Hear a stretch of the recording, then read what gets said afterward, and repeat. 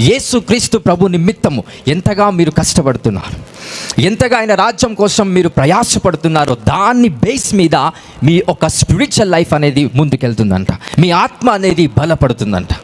So వాళ్ళు యేసుక్రీస్తుని విడిచిపెట్టట్లేదు, దేవుణ్ణి పక్కన పెట్టలేదు. నాకు హింస కలిగింది, నాకు కష్టాలు వచ్చాయి, నాకు ప్రాబ్లమ్స్ వస్తున్నాయి, చిన్నపిల్లలని చూడకుండా వాళ్ళు శత్రువులు చంపేస్తున్నారు, హింసిస్తున్నారు, మరి దేవుడు కాపాడట్లేదా అని వాళ్ళు ఏ డౌట్ కూడా రాకుండా దేవుణ్ణి ప్రేమిస్తూ, దేవుణ్ణి ప్రోత్సహిస్తూ, ఆయన నామాన్ని స్తుతిస్తూ, ఆయన వాక్యాన్ని, ఆయన సువార్తను రకరకాల ప్రాంతాల్లోకి వెళ్ళి సువార్తను ప్రకటించారంట.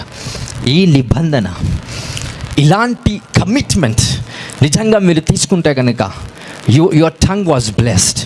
నీ నాలుక అభిషేకించబడుతుందంట, నీ మనస్సు అభిషేకించబడుతుంది, నీ స్వరము అభిషేకించబడుతుంది. అందుకే నీ స్వరాలు దయ్యము గుర్తుపడుతుంది, దేవుడు గుర్తుపడతాడు, సృష్టి గుర్తుపడుతుంది. బికాస్ నీ స్వరములో ఏం ఏం ఏం ఇంక్లూడ్ అయ్యి నీ స్వరము ప్రజలకు వెళ్తుందంటే దేవుని వాక్యం ఇంక్లూడ్ అయ్యి ప్రజలకు బోధిస్తుంది కనుక. సో అలాంటి నీ స్వరము అభిషేకించబడాలంటే you have to preach the gospel in any condition. ఏ స్థితిగతిలోనైనా దేవుని వాక్యాన్ని, దేవుని రాజ్యాన్ని కట్టే స్థితిని మీకు దేవుడిచ్చునుగాక. ఆమేన్, హల్లెలూయా.